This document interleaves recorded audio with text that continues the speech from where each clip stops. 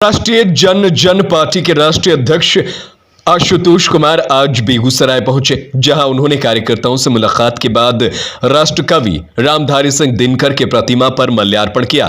तत्पश्चात पत्रकारों से मुखातिब हुए।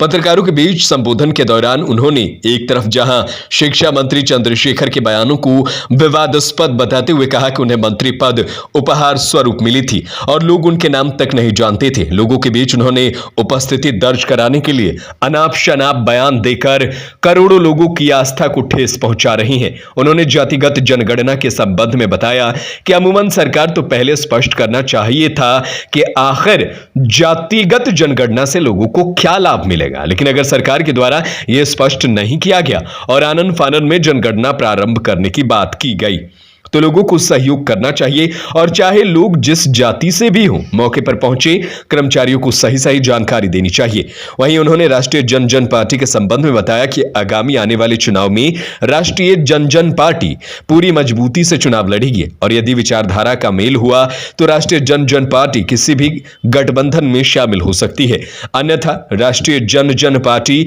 अपने बलबूते चुनाव लड़ने के लिए तैयार है। दूसरी ओर उन्होंने सस्ती लोकप्रियता के लिए राजनेताओं के द्वारा अनाप शनाप बयानबाजी करने की भी बात कही। बेगूसराय से रविशंकर गण की रिपोर्ट।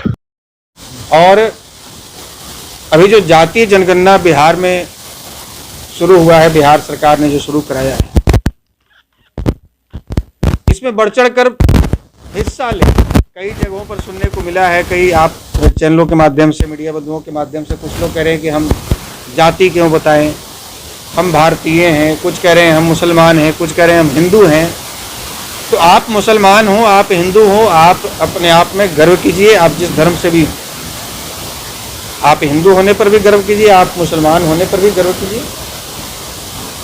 लेकिन जब सरकार चाह रही है कि आप जाति बताइए, क्योंकि अब आगे सरकार ने ये ब्रीफ तो नहीं किया, पहले तो ये आवाम को विश्वास दिलाना चाहिए था कि हम जो जाति जनगणना कर रहे हैं इससे बिहार के आवाम को क्या लाभ है या जातियों को क्या लाभ है, इससे पिछड़ों को क्या लाभ होगा, अगड़ों को क्या लाभ होगा, दलितों को क्या लाभ होगा, महादलितों को क्या लाभ होगा।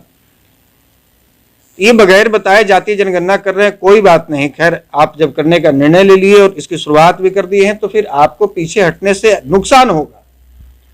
आप अपनी जाति बताइए, किसी भी जाति के लोग हों, आपके चैनल के माध्यम से यदि हमारी आवाज उन तक पहुंचती है तो हम उनसे अपील करेंगे कि आप बढ़ चढ़ कर भाग लें। और आपका पड़ोसी, आपका रिश्तेदार, आपका गोतिया, आपका भाई यदि बाहर कहीं रोजगार और नौकरी की तलाश में किसी दूसरे राज्य में है तो आप उसके बारे में भी जानकारी दें, उसका भी परिचय दें।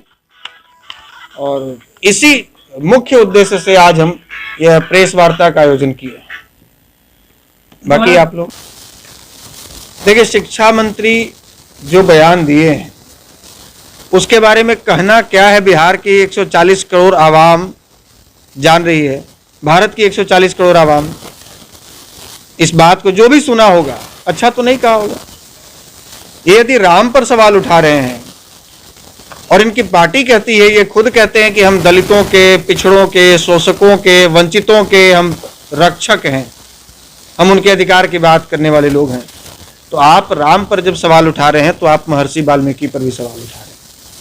और महर्षि वाल्मीकि उसी समाज से आते हैं जिस समाज के आप रक्षक अपने आप को बताते हैं, शुभचिंतक बताते हैं। दूसरी बात, ये शिक्षा मंत्री हैं कौन, ये शिक्षा मंत्री बनने के बाद मैं जाना, जबकि 10 वर्ष से इस बिहार की राजनीति में सक्रिय हूं।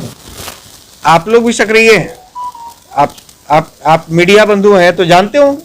लेकिन ये चंद्रशेखर नाम के कोई विधायक भी हैं, कोई नेता भी हैं बिहार में, ईमानदारी पूर्वक कहता हूं शिक्षा मंत्री बनने के बाद हमने इनका नाम जाना। आप लोग भी सक्रिय हैं, आप मीडिया बंधु हैं तो जानते हो।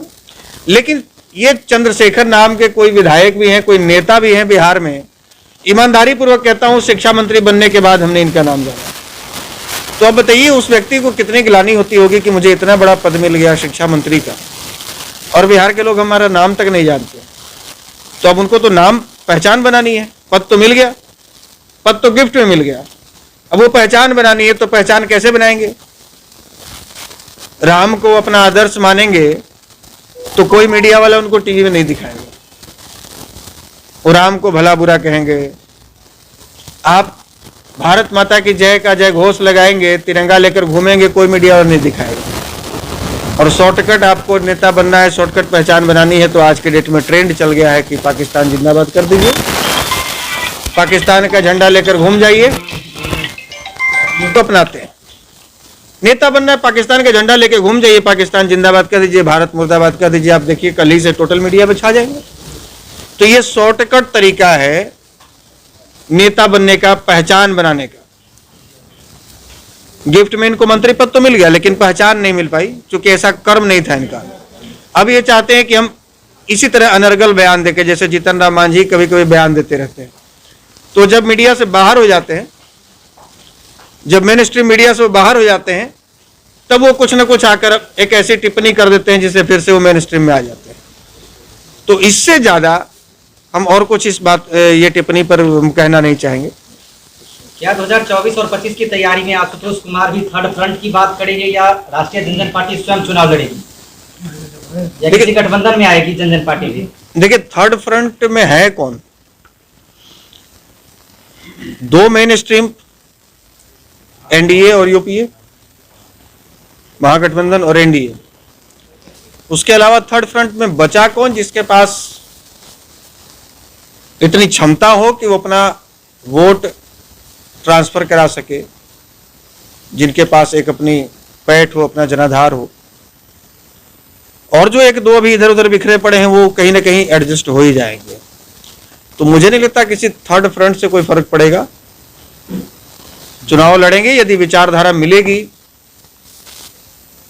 तो गठबंधन के तहत मेन स्ट्रीम में, और नहीं तो अकेले लड़ेंगे। गठबंधन के साथ या भाजपा के साथ, ये तो आने वाला समय बताएगा। हमने एग्रीमेंट किसी के साथ नहीं किया।